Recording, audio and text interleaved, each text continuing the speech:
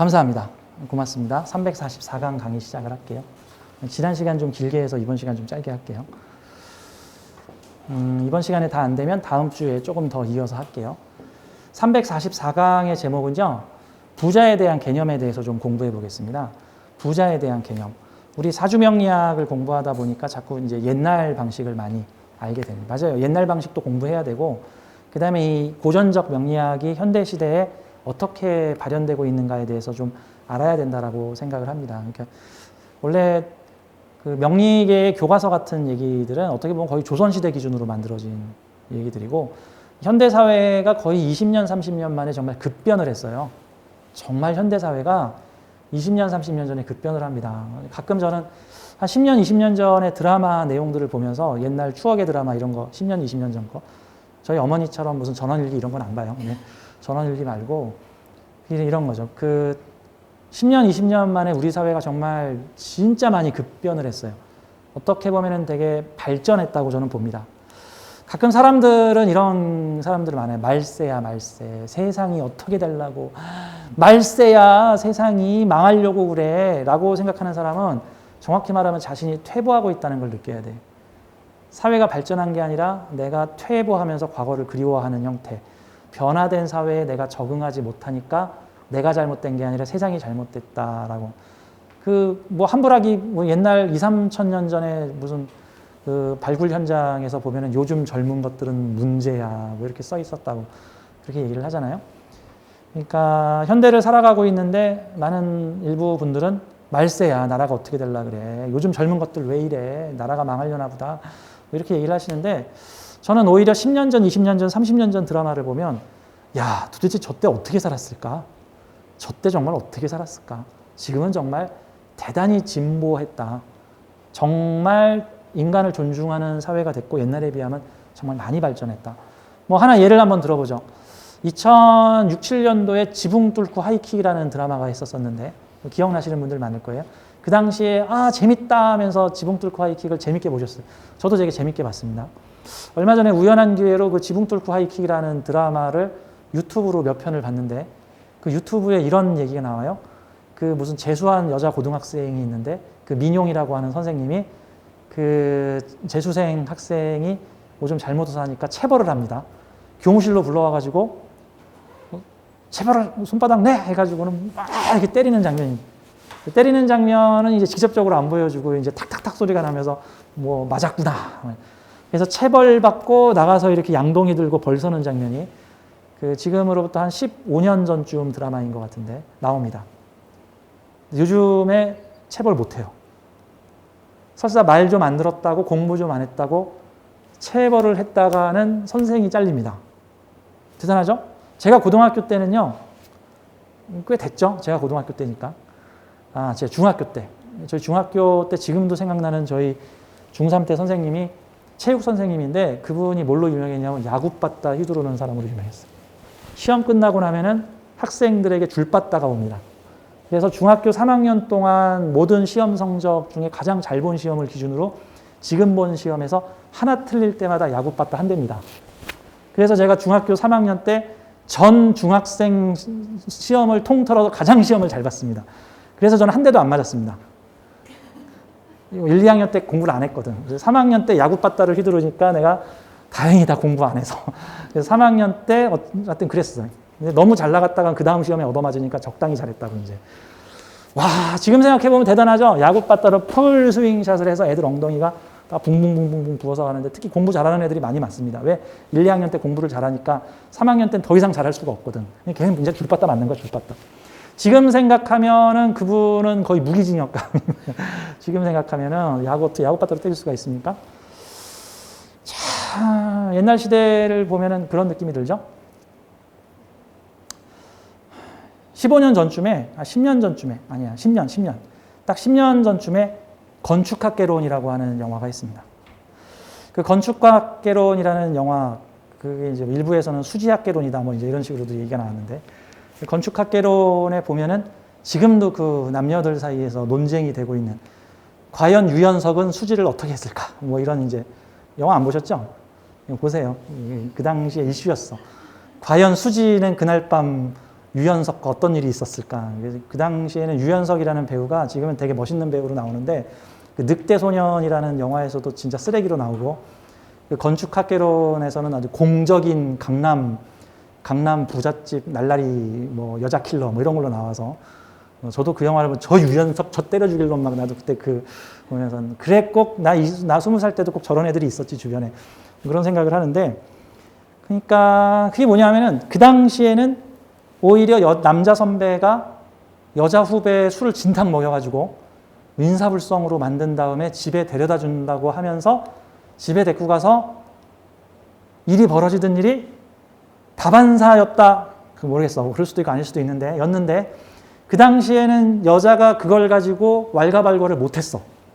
오히려 행실이 나쁜 여자, 뭐 오히려 뭐 무슨 걸레, 뭐 이런 오히려 더 안 좋은 소리를 들었어. 근데 요즘에는 현행법은 여자에게 술을 먹여가지고 인사불성으로 만들어서 자신의 의사결정권이 상실된 상태에서 성추행이든 뭐 범죄든 저질렀다가 여자가 정신 차리고 나서 신고하면 이거는 가중처벌권입니다.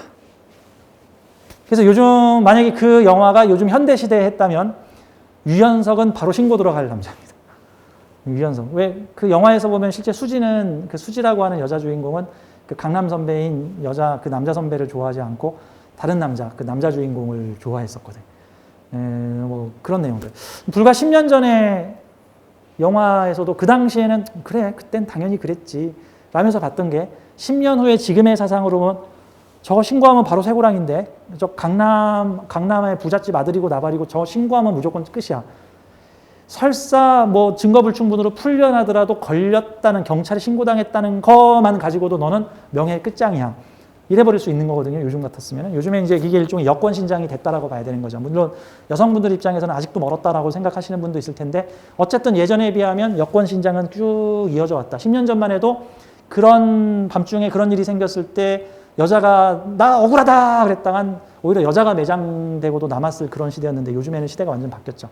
요즘에는 진보하고 있어요. 세상은 진보하고 있습니다. 세상이 잘못되고 있다라고 생각하신다면 나만 진보하지 않고 있는 거고 변화하는 세상에 내가 맞춰가지 못하 있는 거라고 볼 수가 있습니다. 제가 고전 문학들을 좀 보면 가령 예를 들어서 뭐 백치아다다 같은 1920년대, 30년대에 나왔던 한국의 고전 소설들. 정말 그 고전 소설들을 보면 가슴이 먹먹해집니다. 그 백치아다다라는 그 소설의 내용을 보면은 나오죠.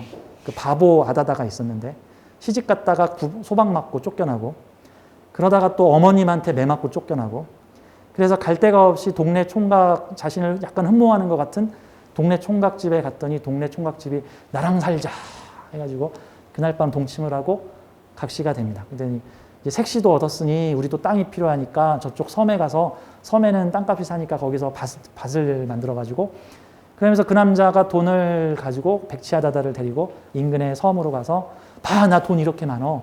이제 이 돈으로 이 섬에서 우리 땅을 가지고 농사 짓고 살자. 그러는데 그 백치아다다가 결혼을 했을 때 그 남편이 나한테 잘해주다가 돈 생기니까 그 돈 가지고 계집질하고 기생집 가서 자기 버린 트라우마가 있다 보니까 이 남자가 또 돈이 생겼으니 나를 버리고 기생하고 놀 거야 라고 생각돼서 밤중에 남자의 돈을 다 싸들고 가서 바다에 다 버려버립니다. 그랬더니 그 남자가 쫓아와서는 왜 내 돈을 버리는 거야 해서 여자를 구타합니다. 백치아다다는 매를 맞고 바다에 떨어져 죽습니다. 근데 그 소설에 등장하는 내내 백치아다다는 매 맞고 삽니다. 어머니한테도 매 맞고 첫 번째 남편한테도 매 맞고 그 다음 남자한테도 매 맞고 그러니까 그냥 말로 안 하고 보통 그냥 주먹질부터 해요. 옛날에 그냥 주먹질부터 합니다. 현지 그 운수 좋은 날이라는 소설도 있죠. 여러분 그 교과서에서 배웠죠. 운수 좋은 날이라는 소설에 보면은 그 인력거꾼인 남자 주인공이 나오고 자기 부인은 뭔가에 병에 걸렸는데 돈이 없어서 약 한 번 써보지 못하고 병원에도 못 가는 꼬맹이는 아이의 젖을 물고 있는데 젊은 여자였겠죠 그 당시에 결국은 죽죠. 운수가 좋았는데 가서 봤더니 왜 내가 설렁탕을 사왔는데 먹지를 못하니라고 하는 말을 남기는데, 근데 그 소설에서마저도 아프다고 하는 여자를 남편이 구타를 합니다. 여보, 오늘은 꼭 내 옆에 있어 주세요. 여자는 예상을 했겠죠. 내가 오늘 죽는구나 하고. 오늘은 나가지 말고 있어 주세요. 그러니까 발로 차고 때리고, 내가 돈 벌어야지. 그럼 누가 돈 벌 거야? 라고. 근데 문제는 그게 그 당시 사랑의 표현이에요. 그게 그냥 그 당시에는 너 왜 이렇게 예뻐? 뭐 이런 식으로. 내가 너를 얼마나 사랑하는데? 뭐 이런 식이야. 내가 봤을 때는. 그러니까 그 당시에는 뭔가 사랑한다는 애정 표현이 다 폭력적으로 나타나는, 옛날 그 문학 소설들을 보면 와, 정말 폭력의 악순환. 제가 전쟁 매니아죠. 전쟁 매니아. 특히 이제 태평양 전쟁 시대 일본군에 되게 관심이 많았는데, 태평양 전쟁 시대 일본군의 어떤 상황들을 보여주는 다양한 소설이나 문학 작품들이 있는데, 그 소설이나 문학 작품에서 거의 빠지지 않고 등장하는 게 매일매일 구타씬입니다. 매일매일 병사들을 구타합니다. 선임병이 후임병을 매일매일 구타합니다. 이겨도 구타, 져도 구타, 군기 빠진다고 구타, 매일매일 구타합니다. 독이 오릅니다. 맞아 죽든지 만세 돌격을 해서 죽든지 둘 중 하나다. 그 당시에는 폭력이 지배하던 사회였죠. 근데 지금 시대는 폭력으로 해결할 수 없습니다. 그 당시에는 폭력으로 해결하는 사람이 멋있는 사람이라, 요즘에는 폭력으로 해결하면 바보 병신이고 패가망신합니다. 지금은 폭력을 쓰지 않고 어떤 문제를 해결해야 됩니다. 지금은 폭력으로 해결하면 원시인이야. 당장 잡혀가. 아무리 억울한 일이 생기고 내 감정이 폭발하더라도 폭력을 쓰지 않고 해결해야 되는 게 현대 사회야. 옛날 사람들은 아니 얘 팬내가 바람이 나서 딴 놈하고 뒹구는데 그럼 그걸 가면 가만히 냅두라고? 요즘 시대에는 냅둬야 됩니다.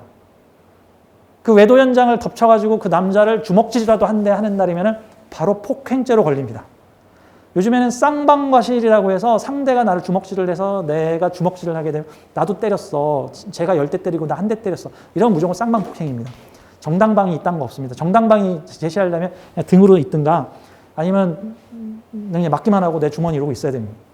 그래야 고소가 가능하지. 내가 한 대라도 때리면은 무조건 쌍방폭행, 벌금의 양만 달라질 뿐.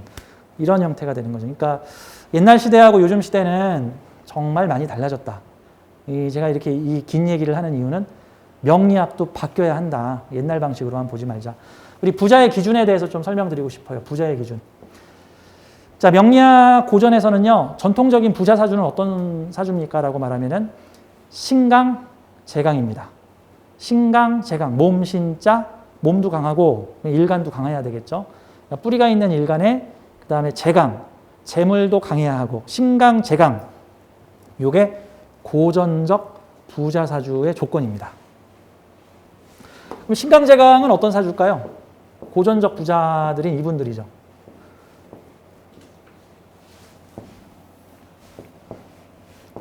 보통 고전적 부자 사주의 FM이 정주영 회장님 사주입니다. 정주영 회장님, 신강. 아니, 경신일주가 뭐 신강하지 않으면 그럼 뭐가 신강해? 월주에서 신강하든지 일지에서 신강하든지 아무튼 신강하잖아요. 그렇죠?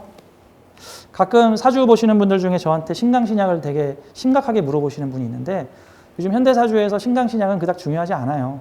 그걸로 인해 무슨 사주의 승패가 바뀌지 않습니다. 뭐 내 입장차가 좀 있을 뿐.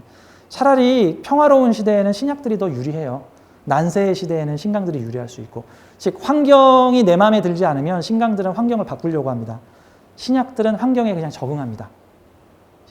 그러면 사회가 안정돼 있으면 그냥 적응하면 되잖아. 뭘 가서 개겨. 난 민주주의가 싫어요. 뭐 그럴 필요 없잖아. 민주주의가 속에서 잘 있으면 되는 거지. 신강들은 자꾸 자기 환경을 자기 식대로 바꾸려고 합니다. 그러니까 오히려 난세의 시대에는 난세를 조종하여 내가 원하는 환경으로 만들고자 하는 신강들이 유리할 수 있고, 신약 같은 경우에는 난세에는 그냥 끽소리도 못하고 그 현상, 시대가 흘러가는 대로 흘러가야 되는 형태인 거고.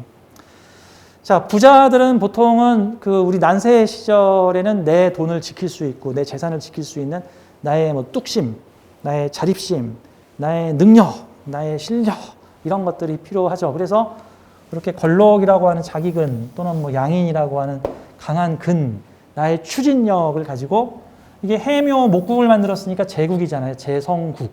제성 반합국을 만들었으니까 이게 신강, 제강인데다가 재성을 지켜주는 관까지 있으니까 금상첨화죠. 신강한 데다가 재생관까지 되니까 재성국이에요. 그럼 이게 상당히 괜찮은 사주죠. 저는 가끔 이런 생각을 해요. 부자가 되려고 하는 사주가 가난한 집에서 태어나면 인생 드라마가 만들어집니다. 근데 부자 되려는 사주가 부잣집에서 태어나면 그냥 삽니다. 왜? 내가 할 일이 없거든. 이미 부모가 다 부자로 만들어버렸는데 내가 할 일이 뭐가 있어. 그런 느낌이죠. 꼭 영웅이 되고자 하는 사주들은 내가 좀 많은 역할을 좀 해야 되겠죠. 근데 다른 사람이 이미 다 영웅 됐어. 영웅 집안 3대 독자로 태어났어. 그럼 내가 영웅이냐고. 내 아버지나 할아버지가 영웅이지. 그러니까 부자 사주가 적당히 가난한 집에서 태어나니까 드라마를 만들더라. 인생 성공 드라마를 만들더라. 제가 예전에 세계는 넓고 할 일은 많다. 대우 김우중 회장님과 똑같은 사주를 가진 청년 사주를 봤는데 그 얘기 몇 번 했을 거예요. 강남의 백수총각이더라. 슬리퍼 끌고 반바지 입고 뭐하러 이렇게 힘들게 살아요. 그냥 아버지가 부자인데 뭐 아버지가 몇백억대 재산인데 뭐 아버지 회사에 가서 몇 번 출근 도장만 찍으면 돼요. 뭐 이런 했어요. 근데 그 사주가 세계는 넓고 할 일은 많다는 김우중 회장 사주야. 60년 만에 환생한 사주로 60년 만에 환생했어.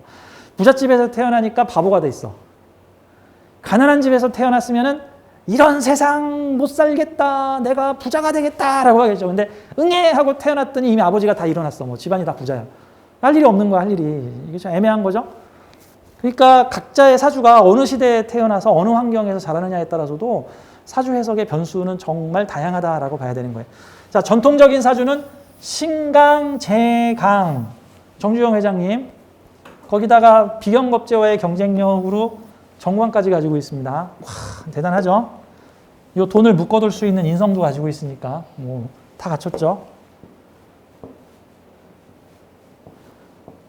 이분은 요즘 화제를 불러일으키고 오늘 뉴스에도 보니까 200조대의 무슨 시설 투자, 기반 투자를 사회 투자를 하시겠다는 통 큰 역할을 하신 S그룹의 이재용 회장님이십니다. 참 대단하신 분이죠. 참 삼성은 참 대단한 회사인 것 같아. 우리나라의 보배 같은 회사다. 수많은 사람들 먹여 살리는 국민 기업이다. 물론 S그룹을 안 좋아하시는 분들도 일부 계실지 몰라도 어쨌든 대한민국 구국강병 하는데 큰 역할을 한 것은 당연한 사실이다.